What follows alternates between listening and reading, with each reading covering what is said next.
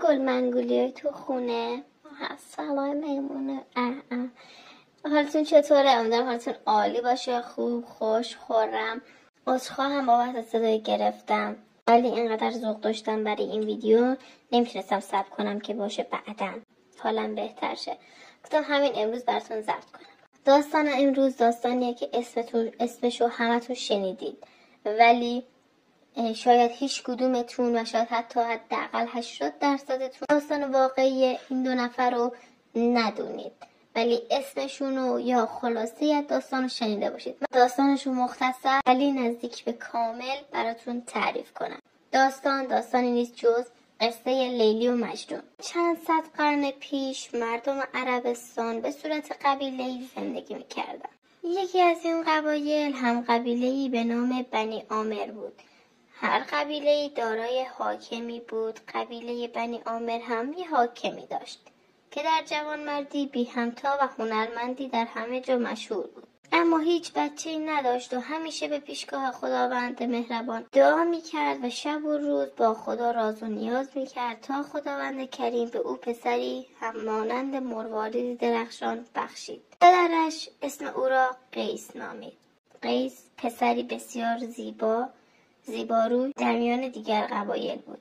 قیس کم کم رشد کرد و بزرگ شد و پدرش او را برای فرا گرفتن علم و دانش راهی مکتب کرد. در مکتب دختران و پسران خردسال برای درس خواندن با هم حضور می‌یافتند و از محبت و علم معلم خود بهره می‌جستند. در مکتب میان دختران دختری بود ماه عربی به رخ نمودن، ترک عجمی به دل رو بودن، در هر دلی از هواش میلی، گیسوش چو لیل و نام لیلی. که قیس بیشتر از دیگران به او توجه میکرد، چرا که قیس پس از آشنا شدن با آن دختر همچنان واله و شیدای او شده بود. همه بعد از آن قیس را دیوانه خطاب میکردند. قیس همچون دیوانه ها هر روز دور کوه نج را که قبیله لیلی در آنجا ساکن بودند طواف میکرد. قیس و لیلی در راه مکتب با هم آشنا شده بودند و بعدها چندان عاشق هم شدند قصه آنها در کتاب نوشته شد.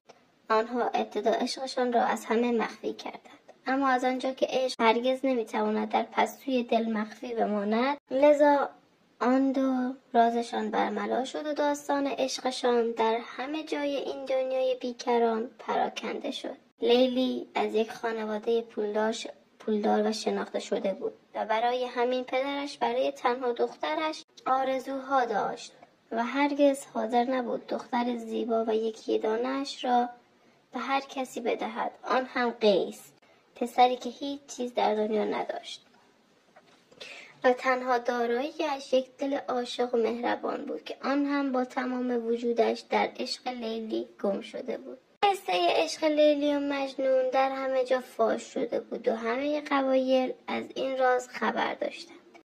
لذا مجنون از پدرش خواست به خواستگاری لیلی برود، اما پدر لیلی به دلیل دشمنی که از قبل با قبیله قیس داشت به خواستگاری پدر قیس جواب رد داد و پدر قیس به پدر لیلی گفت من درختم و تو درفشی، بفروش به تا اگر بهوشی. اما حال قیس بعد از شنیدن خبر رد روز به روز بدتر می شد. پدرش که این وضع قیس را می دید بسیار ناراحت می شد و شروع به پند و اندرز دادن می کرد. مجنون که با شنیدن جواب رد از پدر لیلی مدام گریه و زاری می کرد، اما از اقدامش دست بردار نبود.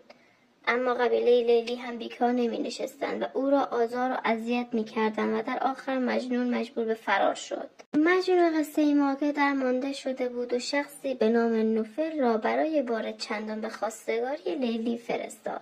اما چه شد؟ باز هم هیچ فایده‌ای نداشت و جواب آنها باز هم منفی بود.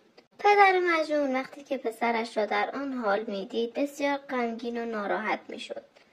لذا تصمیم گرفت تا مجنون را به کعبه ببرد و به مجنون گفت که از درگاه خداوند طلب شفاعت و یاری کند.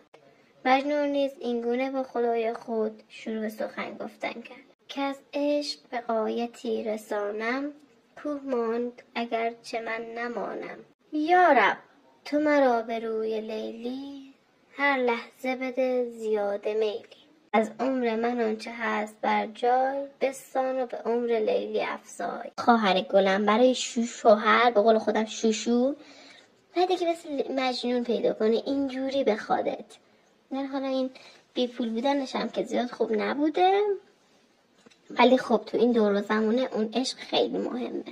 ببین چه قشنگ میگه عمر من بکن بده به لیلی بنازم. بریم که ادامه داستان. و در آخر وقتی پدر مجنون این سخنان رو از پسرش شنید به شدت اندوهگین شد و دیگر چیزی نگفت. از مدتی برخلاف میل لیلی او را به اجبار به عقد مردی از قبیله بنی اسد به نام ابن سلام درآوردند. جشن بسیار مجلل و با شکوهی گرفتند و همه قبایل را به جشن دعوت کردند. پدر لیلی که از این کارش خیلی خوشحال بود در بین مهمانان شروع به دادن سکه میکرد و در اولین شب زفاف لیلی اولین سیلی خود را تقدیم به شوهرش ابن سلام کرد. مجنون از شوهر کردن لیلی بیخبر بود، اما دیگر برای او چه فرقی میکرد، چرا که او یک دیوانه واقعی شده و سر به کوه و بیابان نهاده. روزی به او خبر دادن که آن دوست که دل به دو سپردی بر دشمنیش گمان نبردی. دادن به شوهری جوانش، کردند عروس در زمانش. نون با شنیدن این ماجرا چندان سر خود بکوفت بر سنگ که از خون همه کوه گشت گلرنگ.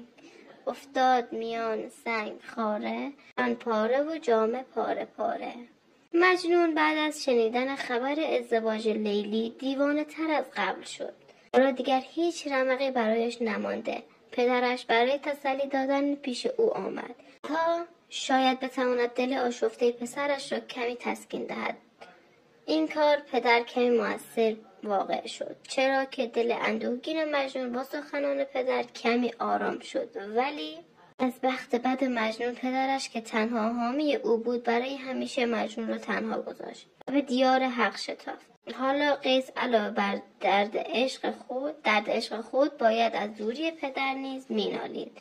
بعد از درگذشت پدر مادرش نیز او را تنها گذاشت. حالا دیگر مجنون تنها بود و هیچ یار و یاوری نداشت. از دست دادن پدر و مادر مجنون را پریشان تر از قبل کرده بود. سالها سپری میشد و مجنون در بیابان با حیوانات وحشی خو گرفته بود و هم سخن شده بود و قصه عشق خود را به آنها بازگو میکرد. حالا یکم بریم سراغ لیلی قصه‌مون. لیلی از زندگی اجباریش با ابن سلمان متنفر بود و روزها و شبهایش را با غم و ناراحتی به پایان میرساند. الهی بگردم تا اینکه شوهرش ابن سلمان بر اثر بیماری فوت کرد. الهی شکر. و لیلی در غم از دست دادن شوهرش به عزا نشست. مجنون وقتی خبر فوت شوهر لیلی را شنید با عجله به نزد لیلی رفت. شاید میخواست لیلی را هم در غم از دست دادن پدرش شریک کند. بالاخره بعد مدت‌ها این دو عاشق توانستند در کنار هم باشند و از عشق و علاقه هم برخوردار شوند. حالا لیلی که از زندگی اجباری با ابن سلمان رهایی یافته بود معشوق خود رسید. ای خدا شکرت. این داستان اینجا تموم نمیشه. البته که عشق این دوتا بسیار پاک و مطهر بود و جز دیداره های حضوری چیز دیگری بین آن دو نبود. مجنون بدون اینکه این بار بخواهد به لیلی عشق دیرین خود برسد راهی دشت و کوه می شود.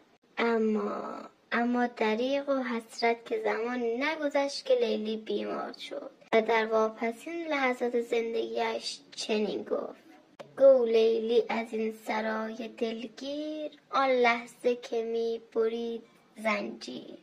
در مهر تو تن به خاک میداد، در یاد تو جان به پاک میداد. همین که این سخن را گفت شمع زندگیش به یک بار خاموش شد. تنش به سردی گرایید و برای همیشه مجنون را تنها گذاشت. بعد از دفن لیلی هیچ وقت جای آرامگاه لیلی را به مجنون نگفتند، ولی مجنون همیشه از خداوند میخواست تا هرچه زودتر او را به معشوقش برساند و گفت: تا جایی که بتوانم میگردم، خاک و زمین را بو میکشم تا بوی لیلیم را احساس کنم. و آنطور که گفته بود عمل کرد.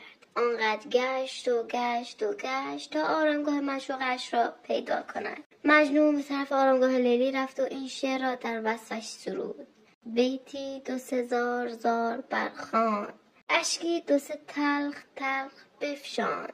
چون تربت دوست در برآورد، ای دوست بگفت و جان برآورد. پهلو گه دخمه را گشاندند، در پهلوی لیلیش نهاندند. بودند در این جهان به یک عهد، خفتند در آن جهان به یک مهد. مجنون بر سر آرامگاه لیلی زجه ها زد، گریه ها کرد، زاری هایی کرد، تا زمانی که او هم به وصال محبوبش رسید. مجنون قصه ما وصیت کرده بود که در کنار عشقش به خاک سپرده شود و این دو معشوق بار دیگر در کنار هم آرام گرفتند.